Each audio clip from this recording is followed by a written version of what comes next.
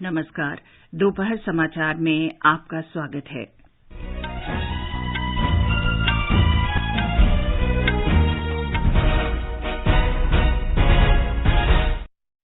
राष्ट्रपति द्रौपदी मुर्मू ने कहा, जलवायु परिवर्तन और ग्लोबल वार्मिंग की चुनौतियों से निपटने में ऊर्जा संरक्षण की भूमिका महत्वपूर्ण होगी।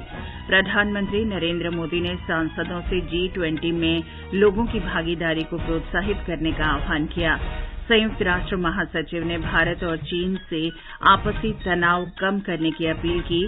सरकार ने भारत संचार निगम लिमिटेड के लिए 1,64,000 करोड़ रुपए के पुनरुद्धार पैकेज को मंजूरी दी।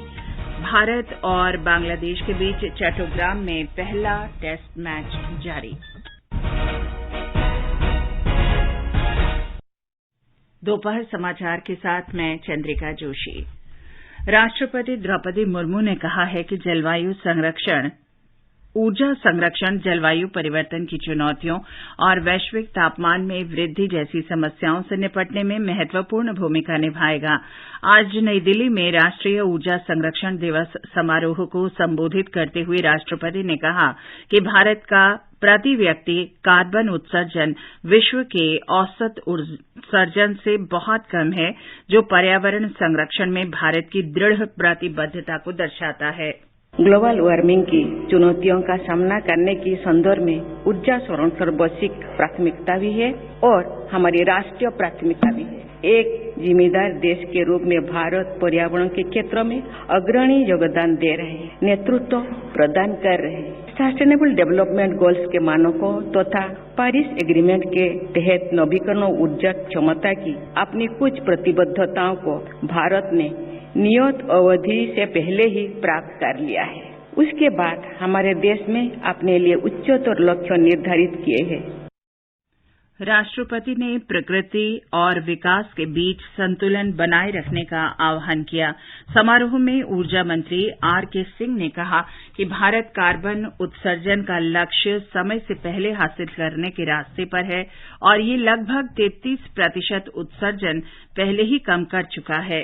The passing of the Energy Conservation Amendment Bill in the Parliament enables the government to establish a carbon trading mechanism and prescribe minimum percentages of non-fossil fuels to be used for consumption. This is expected to further encourage energy savings and further reduce emissions as well as energy costs. This is expected to create a robust carbon market that will incentivize the shift to clean fuels. ऊर्जा संरक्षण संशोधन विधेयक 2022 की चर्चा करते हुए उन्होंने कहा कि देश 2030 तक कार्बन उत्सर्जन को 45% तक कम करने के लक्ष्य की ओर लगातार बढ़ रहा है। ये विधेयक नवीकरणीय ऊर्जा के बेहतर इस्तेमाल का मार्ग प्रशस्त करेगा। इस अवसर पर राष्ट्रपति ने राष्ट्रीय ऊर्जा संरक्षण और राष्ट्रीय ऊर्जा दक्षता नवाचार के विजेताओं को सम्मानित किया।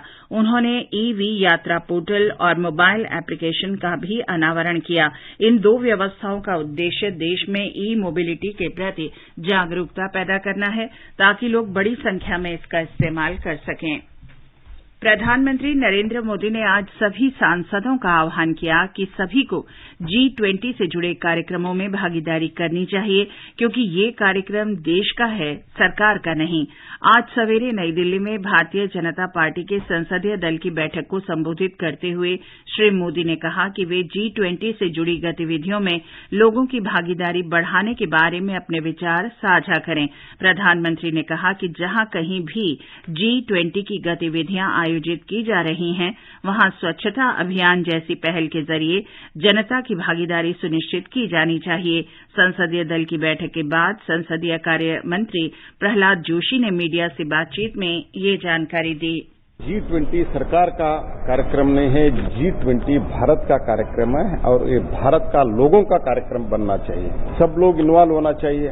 जिस शहर में G20 का कार्यक्रम होता है, उस शहर में हम और ज्यादा इंतजाम करके लोगों को इन्वॉल्व करके स्वच्छता कार्यक्रम करना चाहिए। जो विदेशी मेहमान आएंगे, अतिथि देवो भव, इसका अपनाते हुए उनको स्वागत करना चाहिए।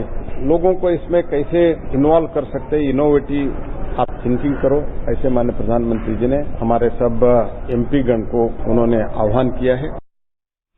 बैठक में केंद्रीय मंत्री अश्विनी वैष्णव ने देश की आर्थिक स्थिति पर विवरण प्रस्तुत किया, जिसमें बताया गया कि भारत तेज रफ्तार से बढ़ती अर्थव्यवस्था बन गई है और अन्य देशों की तुलना में देश में मुद्रास्फीति को बेहतर ढंग से नियंत्रित किया गया है। G20 विकास कार्य समूह के प्रतिनिधियों की मुंबई में हो रही बैठक में आज महाराष्ट्र की सांस्कृतिक परंपराओं और विरासत की झांकी ने लोगों को मंत्रमुग्ध कर दिया।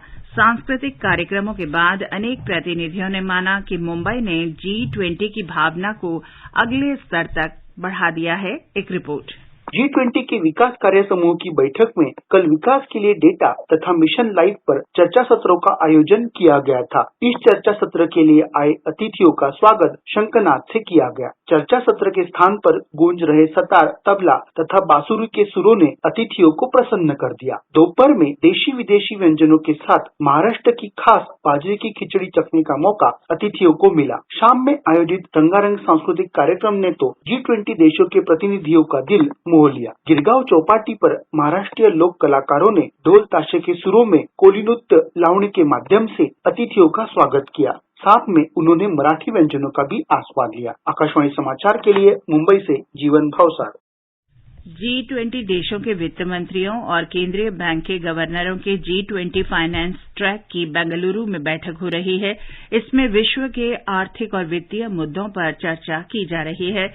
ब्यौरा हमारे संवाददाता से। G20 फाइनेंस ट्रैक की बैठक में वैश्विक अर्थव्यवस्था से जुड़ी अहम विषयों पर चर्चा हो रही है। वैश्विक आर्थिक रचना, संसाधनों के विकास हेतु आर्थिक सहायता, विश्वसनीय अर्थव्यवस्था की रचना, वैश्विक ऋण की समस्या और फाइनेंशियल इंक्लूजन जैसे विषयों पर चर्चा हो रही है। इसके अलावा बहुआयाम से जुड़े बैंकों का संवर्धन पर पैनल डिस्कशन और ग्रीन फाइनेंसिंग पर सेमिनार भी आयोजित है। सुधींद्र, आकाशवाणी समाचार, बेंगलुरु। प्रधानमंत्री नरेंद्र मोदी आज शाम गुजरात में अहमदाबाद में प्रमुख स्वामी महाराज शताब्दी महोत्सव के उद्घाटन समारोह में शामिल होंगे। प्रमुख स्वामी महाराज ने असंख्य लोगों के पथ प्रदर्शक और आध्यात्मिक गुरु के रूप में भारत और विश्व को प्रभावित किया। महीने भर का ये कार्यक्रम कल शुरू होगा, जो 15 जनवरी 2023 को अहमदाबाद में संपन्न होगा।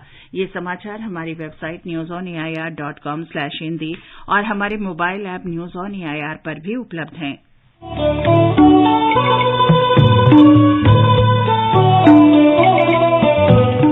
Northeast Diary, bringing you enchanting stories from the northeastern part of India. This program is broadcast every Thursday and Sunday at 5:30 p.m. on FM Gold and on our app News on AIR. We look forward to you walking this journey with us twice a week, every week.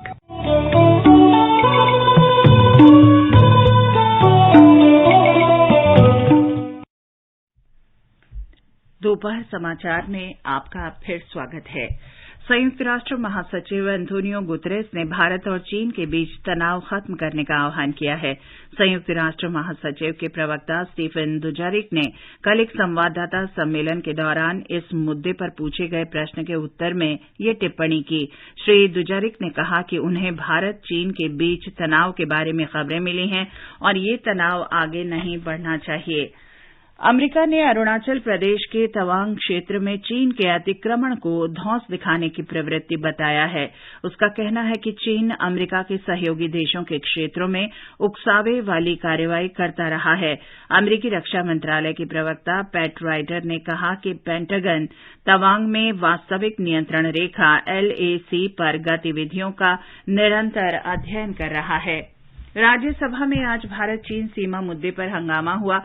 आज सवेरे सदन की कार्यवाही शुरू होते ही कांग्रेस, राष्ट्रीय जनता दल और वाम दल तथा अन्य सहित विभिन्न राजनीतिक दलों ने चर्चा की मांग की। विपक्ष के नेता मल्लिकार्जुन खड़गे ने कहा कि चीन की घुसपैठ पर विस्तार से चर्चा करना चाहते हैं, क्योंकि ये राष्ट्रीय सुरक्षा का मामला है। रक्षा मंत्री राजनाथ सिंह के भारत और चीन की सेना की झड़प के मुद्दे पर दिए गए वक्तव्य पर श्री खड़गे ने कहा कि उनका वक्तव्य इस मामले में काफी नहीं है।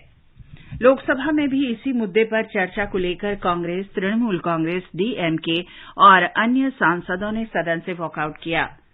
सरकार ने भारत संचार निगम लिमिटेड की मदद के लिए 1,64,000 करोड़ रुपए के बड़े पैकेज को मंजूरी दी है। आज लोकसभा में प्रश्नकाल के दौरान पूरक प्रश्नों के उत्तर में संचार मंत्री अश्विनी वैष्णव ने कहा कि इस पैकेज से संचार निगम का स्वरूप पूरी तरह बदल जाएगा। पैकेज में मुख्य जोर बीएसएनएल की सेवाओं को आधुनिक बनाने के लिए इसमें पूंजी लगाने, स्पेक्ट्रम का वितरण, बैलेंस शीट ठीक करना और फाइबर नेटवर्क को बढ़ाने पर है। Honorable Prime Minister has approved a very large revival package of 1,64,000 crore for revival of BSNL.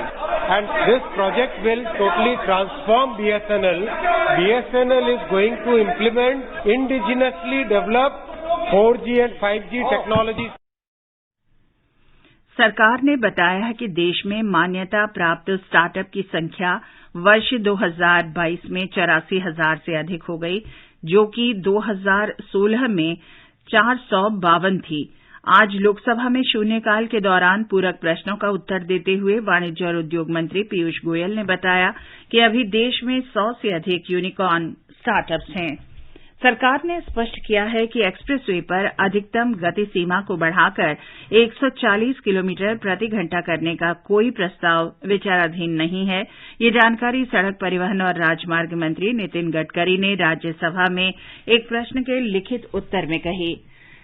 Bharat ने आतंकी गतिविधियों के लिए कोई धन नहीं देने से संबंधित मंत्री स्तरीय सम्मेलन के लिए अपने यहां स्थायी सचिवालय बनाने की पेशकश की है। प्रस्तावित सचिवालय जांच निकाय होगा और देशों के बीच सहयोग और समन्वय की धारणा के अनुरूप काम करेगा। गृह राज्य मंत्री नित्यानंद राय ने आज राज्यसभा में एक लिखित उत्तर में ये जानकारी दी। उन्होंने बताया कि इस बारे में चर्चा के लिए जल्दी ही दस्तावेज तैयार किया जाएगा।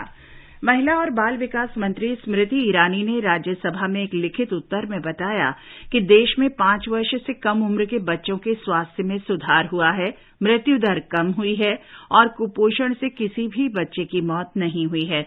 उन्होंने कहा कि 2019 से 2021 के बीच राष्ट्रीय पारिवारिक स्वास्थ्य सर्वेक्षण की हाल की रिपोर्ट के अनुसार 2015-16 की तुलना में 5 वर्ष से कम उम्र के बच्चों के पोषण संकेतक में सुधार हुआ है।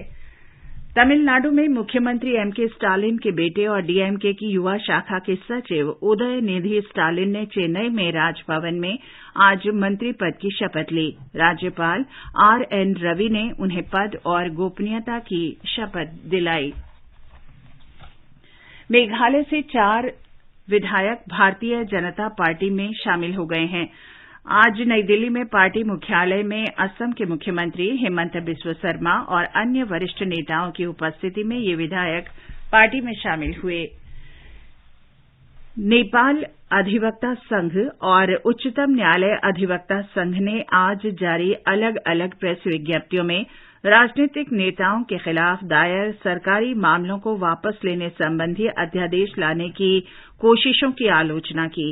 ये मामले उन राजनीतिक नेताओं के खिलाफ दायर हैं जिन्होंने अतीत में हिंसक तरीके अपनाए लेकिन बाद में शांतिपूर्ण रूप से मुख्यधारा में शामिल होने की प्रतिबद्धता के बारे में सरकार के साथ समझौते पर हस्ताक्षर किए। ये समाचार आकाशवाणी से प्रसारित किए जा रहे हैं। ताजा समाचार जानने के लिए आप हमारे Twitter handle @AIR news Hindi को फॉलो कर सकते हैं। ये आकाशवाणी है। भारत और बांग्लादेश के बीच 2 क्रिकेट टेस्ट मैचों की श्रृंखला का पहला मैच आज से चट्टोग्राम में खेला जा रहा है। अंतिम समाचार मिलने तक भारत ने 4 विकेट पर 194 रन बना लिए थे।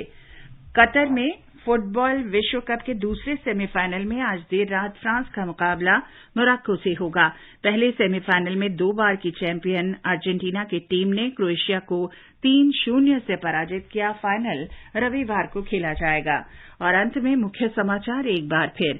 राष्ट्रपति द्रौपदी मुर्मू ने कहा, जलवायु परिवर्तन और ग्लोबल वार्मिंग की चुनौतियों से निपटने में ऊर्जा संरक्षण की भूमिका महत्वपूर्ण होगी। प्रधानमंत्री नरेंद्र मोदी ने सांसदों से G20 में लोगों की भागीदारी को प्रोत्साहित करने का आह्वान किया। संयुक्त राष्ट्र महासचिव ने भारत और चीन से आपसी तनाव कम करने की अपील की। सरकार ने भारत संचार निगम लिमिटेड के लिए 1,64,000 करोड़ रुपए के पुनरुद्धार पैकेज को मंजूरी दी और भारत और बांग्लादेश के बीच चट्टोग्राम में पहला क्रिकेट टेस्ट मैच जारी। इसके साथ ही दोपहर समाचार का ये अंक समाप्त हुआ। नमस्कार।